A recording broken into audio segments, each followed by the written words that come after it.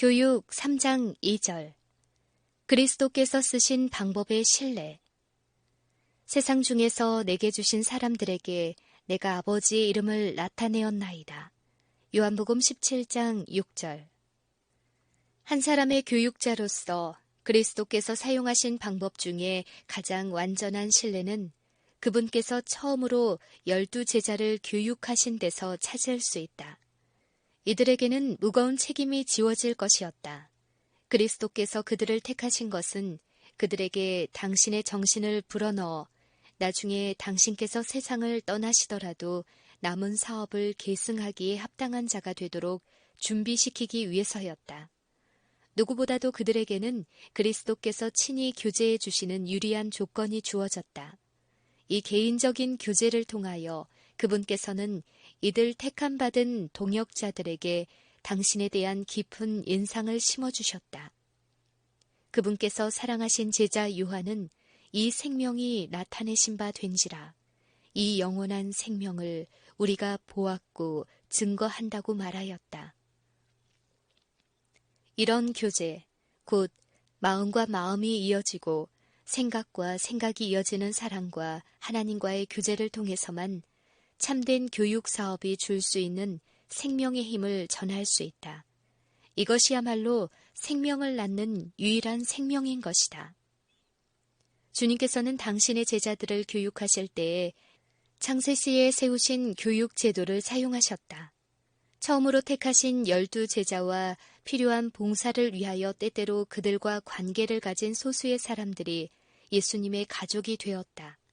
그들은 집에서 있든지 식사를 하든지 방에서나 밭에서나 간에 그리스도와 함께 있었다. 그들은 그분과 함께 여행하고 시련과 역경을 나누고 할 수 있는 대로 많은 분야에서 그분께서 하시는 일에 관여하였다. 그리스도께서는 때에 따라 제자들과 사너리에 함께 앉아 그들을 가르치셨다. 또 어떤 때에는 해변에서, 어부의 배 안에서, 혹은 길을 가면서도 가르치셨다. 그분께서는 군중에게 말씀하실 때 제자들은 언제나 그분 주위를 둘러싸 내원을 만들었다. 그들은 예수님의 가르침을 한마디라도 놓치지 않고 듣기 위하여 그분 가까이 다가붙었다. 그들은 각 나라와 각 시대를 통하여 가르쳐야 할 진리를 깨닫고자 주의 깊이 또 열심히 귀를 기울였다. 예수님의 최초의 제자들은 평민 계급에서 택함을 받았다. 갈릴리의 어부였던 그들은 가난하고 배우지 못한 사람들이었다. 그들은 비록 랍비의 학문이나 관습에 대해서는 교육을 받지 못하였으나 갓난 신고의 엄한 훈련을 통하여 단련되었다. 그들은 천부적인 재능과 교육을 받을 만한 정신력을 가지고 있었다. 바꾸어 말하면 장차 구주의 사업을 위하여 교육을 받고 필요한 인물이 될 수 있는 자질을 가졌던 것이다. 세상에는 숨은 능력, 곧 발휘되면 위대한 지도자가 될 수 있는 능력을 자각하지 못하고 평범하게 그날 근실하게 일하고 있는 사람들이 많이 있다. 구주께서 당신의 동역자로 부르신 사람들은 바로 이런 부류의 사람들이었다. 이 사람들은 세상에서 처음으로 보는 위대한 교육자에게서 3년 동안 교육을 받는 특전을 가졌던 것이다. 이 최초의 제자들은 피차의 현저한 차이를 보였다. 그들은 세상 사람들의 교사가 될 운명에 있었으나 서로 다른 성격을 나타내었다. 그 중에는 로마에 협조하여 일을 하다가 부름을 받은 세리 레위마테, 로마 제국의 권위에 강하게 반발한 열심당원 시몬, 충동적이며 자부심이 강하고 온정적인 베드로와 그의 형제 안드레, 교양과 재능은 있었지만 비열한 정신을 가졌던 유대 사람 가론 유다, 충실하고 열성적이었으나 더디 믿는 빌립과 도마, 같이 뽑힌 형제 중에 과히 눈에 띄지 않으면서도 결점과 미덕이 모두 확실히 나타난 유력자 야고보와 유다, 아기처럼 순진하고 신뢰심을 가진 나다나엘, 대망과 애정을 가진 세베대의 아들들이 있었다. 이 제자들은 원래의 성격과 교육 정도 그리고 생활 습관이 서로 전혀 달랐기 때문에 부르심을 받은 일을 성공적으로 해나가기 위해서 감정과 사상과 행동이 서로 일치되어야 할 필요가 있었다. 예수님께서 원하신 것은 바로 이것이었다. 이 목적을 위하여 그분께서는 그들을 당신 자신에게 일치시키고자 노력하셨다. 그들을 위한 그분의 고심은 하늘 아버지를 향한 그분의 기도에 잘 나타나 있다. 아버지께서 내 안에, 내가 아버지 안에 있는 것 같이 저희도 다 하나가 되어 우리 안에 있게 하사 아버지께서 나를 보내신 것과 또 나를 사랑하심 같이 저희도 사랑하신 것을 세상으로 알게 하려 함이로소이다. 요한복음 17장 21절부터 23절. 그리스도의 변화시키는 능력. 12 제자 중에서 4사람이 각각 독자적인 입장에서 주요한 역할을 담당하게 되었다. 이를 위하여 준비하는 중에 그리스도께서는 이 모든 일을 미리 하시고 이에 맞도록 그들을 교육하셨다. 검에 의해 급사할 운명의 야고보, 형제들 중에서 가장 오랫동안 주를 따라다니며 일하고 박해를 받을 요한, 여러 세대에 걸쳐 장애가 되어온 것들을 타파하고 이교의 세계에 그리스도의 가르침을 전할 선구자 베드로, 형제들보다 더 훌륭한 봉사를 할 수 있었음에도 불구하고 스스로도 생각지 못한 방향으로 가려고 했던 유다. 이 4사람은 그리스도의 특별한 관심의 목표가 되었으며 그분에게서 매우 자주 주의 깊은 교훈을 받은 자들이었다.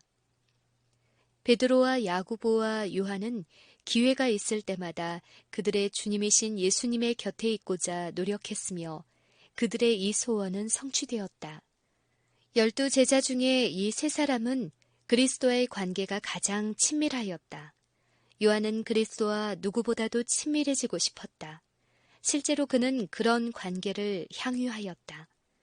요단강가에서 처음으로 모인 집회에서 안드레는 예수님의 교훈을 듣고 즉시 그 형제를 부르러 달려갔으나 요한은 조용히 앉아서 그리스도의 기이한 화제에 대한 명상에 잠겨 있었다. 그는 언제나 열심으로 구주를 따르고 그 말씀을 듣기에 여념이 없었다. 그러한 요한이었지만 그 품성에 결코 결점이 없는 것은 아니었다. 그는 유순하고 몽상적인 열심자는 아니었다. 그와 그의 형제는 우리의 아들들이라고 불리었다.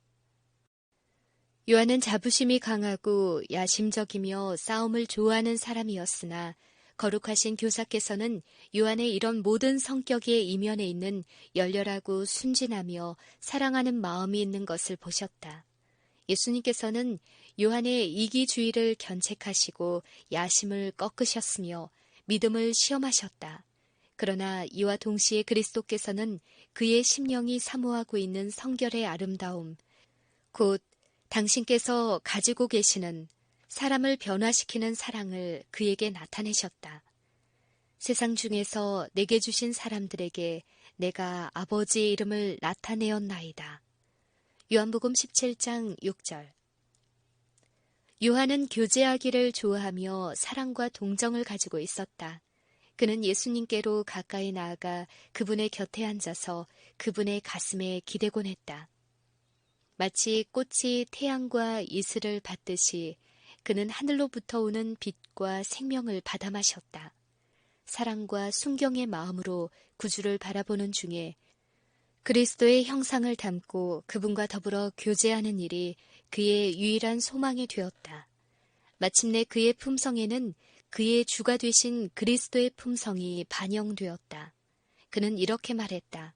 보라, 아버지께서 어떠한 사랑을 우리에게 주사 하나님의 자녀라 일컬음을 얻게 하셨는고 우리가 그러하도다. 그러므로 세상이 우리를 알지 못함은 그를 알지 못함이니라. 사랑하는 자들아, 우리가 지금은 하나님의 자녀라. 장래에 어떻게 될 것은 아직 나타나지 아니하였으나 그가 나타내심이 되면 우리가 그와 같을 줄을 아는 것은 그에 계신 그대로 볼 것을 인함이니 주를 향하여 이 소망을 가진 자마다 그의 깨끗하심과 같이 자기를 깨끗하게 하느니라. 요한일서 3장 1절부터 3절. 연약한 사람이 강한 사람으로. 제자들의 경력을 보면 베드로보다 그리스도의 교육법을 잘 예시하고 있는 사람도 없다. 대담하고 잘 다투고 자신감이 넘치며 지각이나 행동이 예민하고 금방 복수하고 금방 용서하는 성질을 가진 베드로는 때때로 잘못을 거듭하여 견책을 받았다. 그러나 그리스도께 대한 그의 충정과 헌신도 다른 성질 못지않게 강했다. 이 때문에 인정과 칭찬을 받을 때도 있었다. 예수님께서는 특별한 사랑과 인내를 가지고 이 성급한 제자를 다루심으로 그의 자만을 견책하시고 그에게 겸손과 순종과 신뢰를 가르치고자 노력하셨다. 그러나 그가 배운 것은 그 교훈의 일부분뿐이었다. 자신에 대한 믿음은 근절되지 않았다. 마음이 무거울 때마다 예수님께서는 제자들의 눈을 열어서 당신이 당하시는 시련과 고난을 보게 하려고 애쓰셨다. 그러나 그들의 눈은 닫혀 있었다. 그것을 알려고 하지 않았기 때문에 보지 못했다. 그리스도의 고난에 참여하는 것이 겁이 난 베드로는 자기를 불쌍히 여기는 마음에서 주여 그리 마옵소서 이 일이 결코 주에게 미치지 아니하리이다 라고 간구하였다. 그가 한 이 말은 12 제자의 생각과 감정을 대표했다. 이리하여 그들은 위기가 점점 가까이 다가옴에도 불구하고 그리스도가 십자가에 달리신다는 사실은 꿈에도 생각지 못한 채 다만 왕국의 영위가 자신들에게 배정될 것을 기대하면서 자부심과 경쟁심으로 나날을 보냈다. 베드로의 경험은 모든 제자들에게 교훈이 되었다. 자기를 의지하는 자에게 있어서 시련은 패배를 의미한다. 그리스도라 할지라도 완전히 버리지 아니한 죄의 확실한 결과는 어찌할 수 없으시다. 그러나 파도가 베드로를 휩쓸어 버리려고 할 때 그리스도의 구원의 손길이 펴졌던 것처럼 큰 물결이 그의 영혼을 휩쓸려고 하는 이때에도 그분께서는 그를 구원하기 위해 사랑을 베푸셨다. 베드로는 파멸의 끝에 서서도 계속 교만한 말을 함으로써 점점 더 벼랑 쪽으로 나아갔다. 그에게는 내가 나를 모른다고 부인하리라 라는 경고가 거듭 주어졌다. 그는 주여 내가 주와 함께 오게도 죽는데도 가기를 준비하였나이다 라고 맹세하듯 말했다. 이것은 그의 사랑하는 마음과 슬픈 심정을 고백하는 말이었다. 그 마음을 읽으신 예수님께서는 당장은 진가가 나타나지 않지만 신속히 임할 암흑 가운데서 희망의 빛이 될 수 있는 말씀을 베드로에게 주셨다.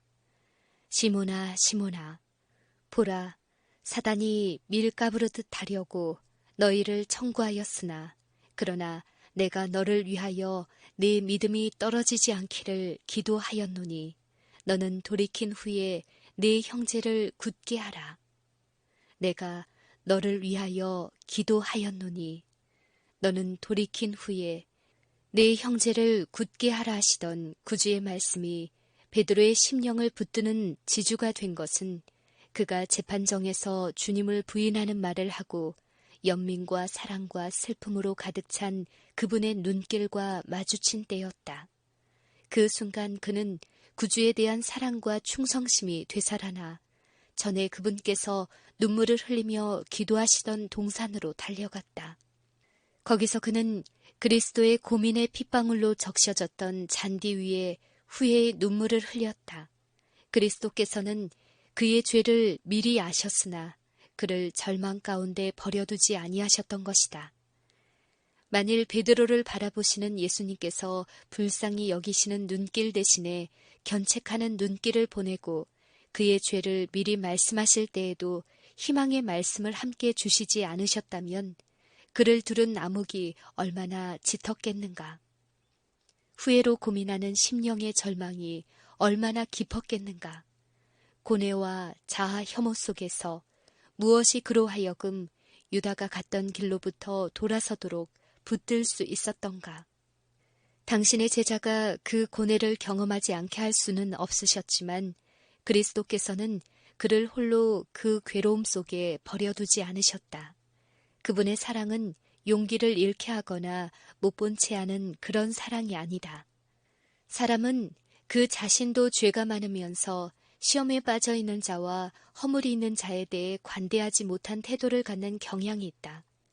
남의 마음을 읽어볼 수도 또 그 마음속의 투쟁과 아픔을 알 수도 없는 것이다.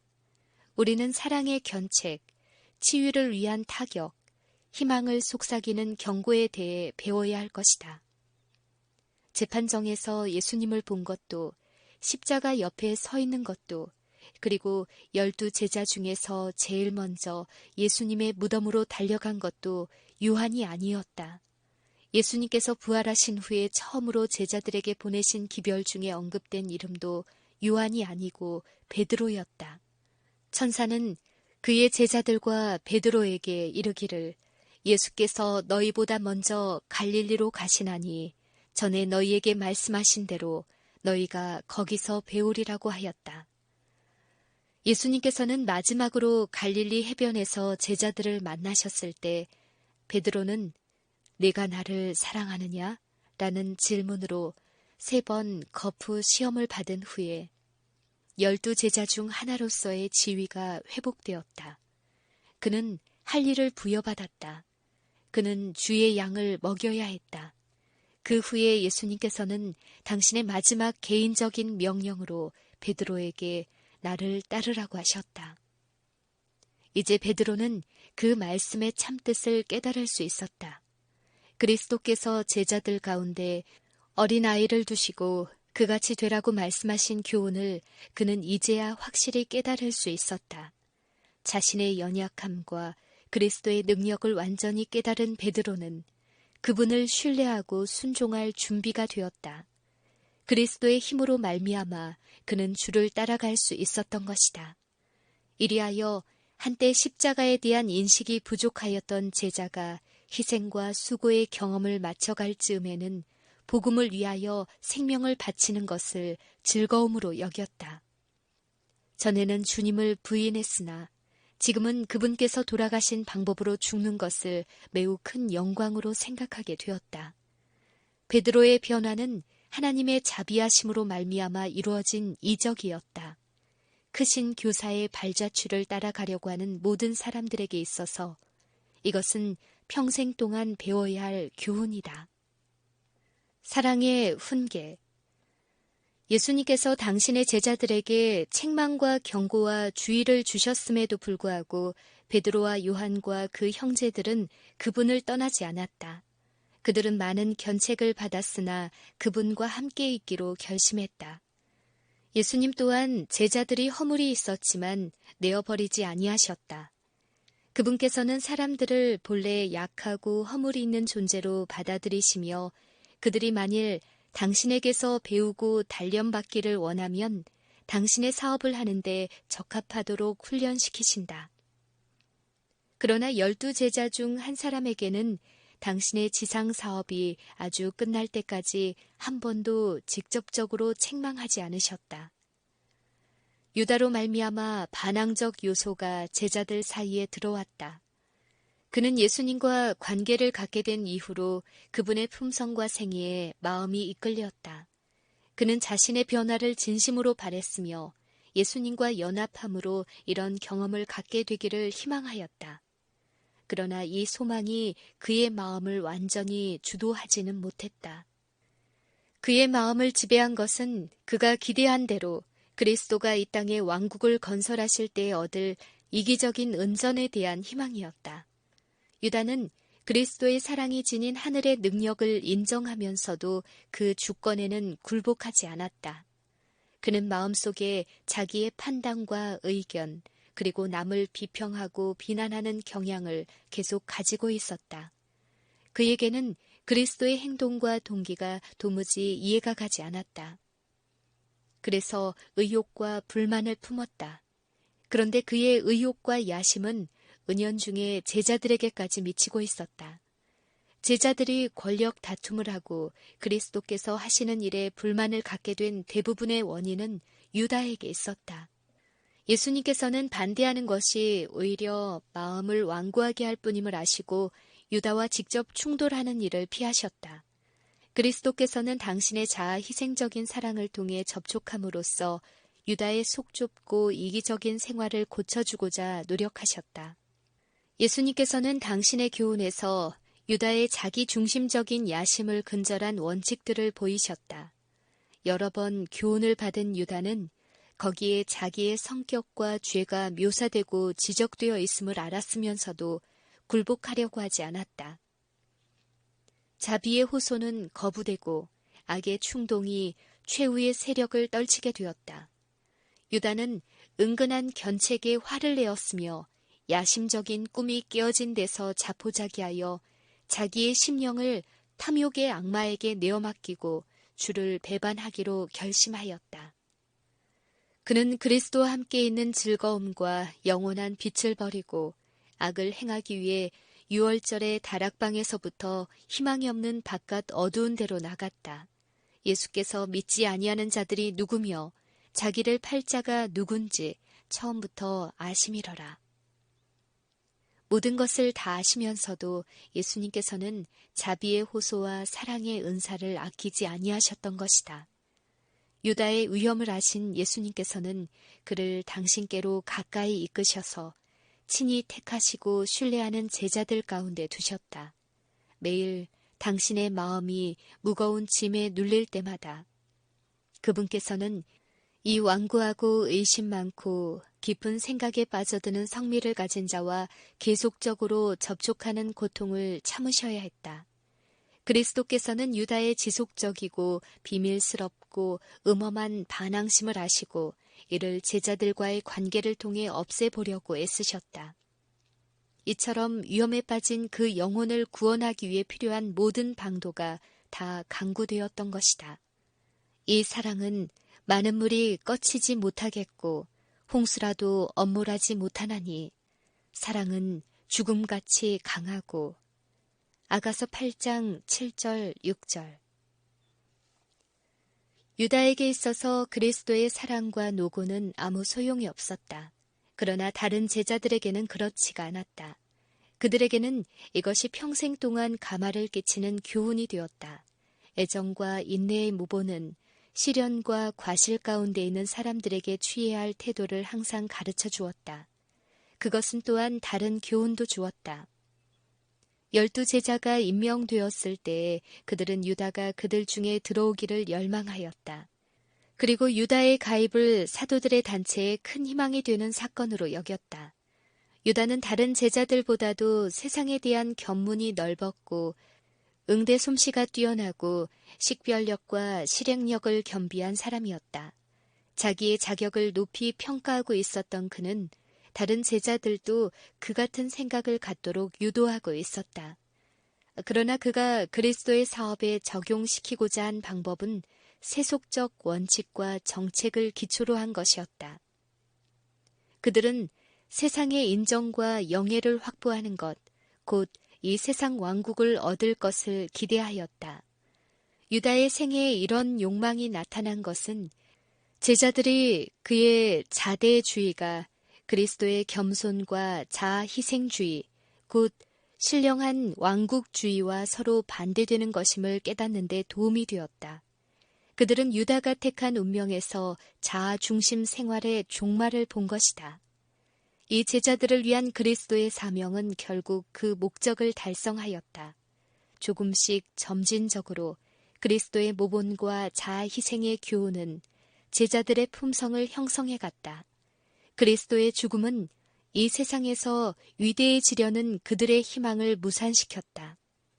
베드로의 실패, 유다의 배신, 고민과 위기 가운데 계신 그리스도를 버린 자신들의 과오로 그들의 자만심은 사라졌다. 그들은 자신들의 연약함을 깨닫고 자신들에게 맡겨진 일이 얼마나 큰 것인가를 알게 되어 그들이 가는 모든 길에 주의 인도하심이 필요하다는 것을 느꼈다. 제자들은 이제 후로는 그리스도께서 그들과 함께 계시지 못할 것을 알고 그분과 더불어 함께 여행하고 함께 이야기할 수 있었던 기회가 얼마나 귀중한 것이었던가를 전에 없이 절감하였다.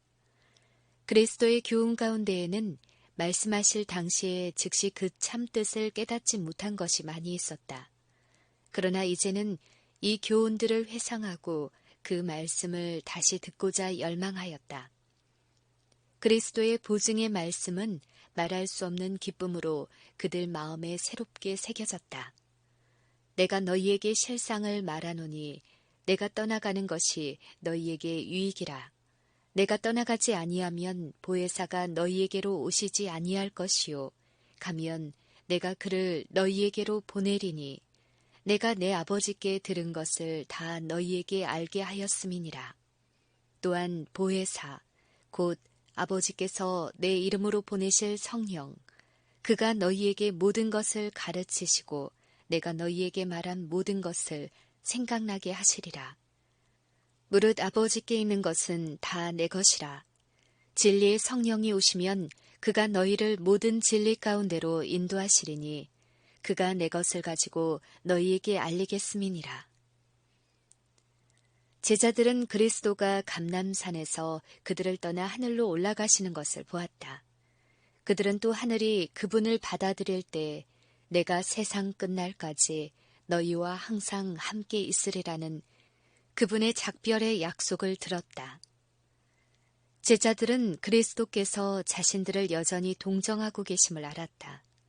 그들은 하나님의 보좌 옆에 그들의 대표자요 중보자이신 분이 계심을 알았다. 그들은 너희가 무엇이든지 아버지께 구하는 것을 내 이름으로 주시리라 라고 하신 예수님의 허락을 반복하여 말하면서 그분의 이름으로 기원을 드렸다. 그들은 죽으실 뿐 아니라 다시 살아나신 이는 그리스도 예수시니 그는 하나님 우편에 계신 자요 우리를 위하여 간구하시는 자신이라 라고 하는 큰 논증을 가지고 더욱 높이 믿음의 손을 폈다. 하늘 궁정으로 들림을 받은 거룩하신 분께서는 약속을 신실히 지키시고 지상에 있는 신자들에게 당신의 풍성하신 은덕을 나누어 주셨다. 그리스도께서 하나님 우편에 좌정하신 것은 제자들 위에 성령이 부어진 사실로 확인되었다. 그리스도께서 하신 일에 힘입어 제자들은 성령의 필요를 느끼게 되었다. 그들은 성령의 가르침 아래서 최후의 준비를 하고 필생의 사업을 시작하였다. 그들은 더 이상 무지하거나 교양 없는 사람들이 아니었다. 이미 그들은 개개인의 집단도 아니요 조화되지 않는 모순의 요소들이 모인 것도 아니었다. 그들의 희망은 더 이상 세속적으로 위대한 것에 있지 않았다. 그들은 마음을 같이하여 한 마음과 한 뜻이 되었다. 그들의 생각은 그리스도로 가득하였다. 그리스도의 왕국을 발전시키는 일이 그들의 목적이었다. 마음과 품성에 있어서 그들은 주와 같은 자들이 되었으며 사람들은 그들이 그 전에 예수와 함께 있던 줄을 알게 되었다. 그때에 나타난 그리스도의 영광은 사람이 전에 전혀 본 일이 없는 기이한 것이었다. 전에 그리스도의 이름을 비난하고 그분의 능력을 업신여기던 많은 사람들이 이제는 십자가에 달리신 예수의 제자임을 고백하였다. 그리스도께서 택하신 비난한 사람들의 수고가 성령의 협력으로 세상을 뒤흔들었다. 한 세기 동안의 복음이 천하 각국에 전파되었다. 그리스도께서는 당신을 대신한 교사로 당신의 초기 동역자들에게 보내셨던 동일한 성령을 오늘날에도 동역자들의 교사가 되게 하신다. 내가 세상 끝날까지 너희와 항상 함께 있으리라고 하신 것은 그분의 허락이다. 오늘날의 교육 사업에 그 동일하신 인도자께서 임하신다면 옛날과 마찬가지의 결과가 나타날 것이다. 이것이야말로 참된 교육이 도달해야 할 목표, 하나님께서 성취하시기로 뜻하신 사업이다.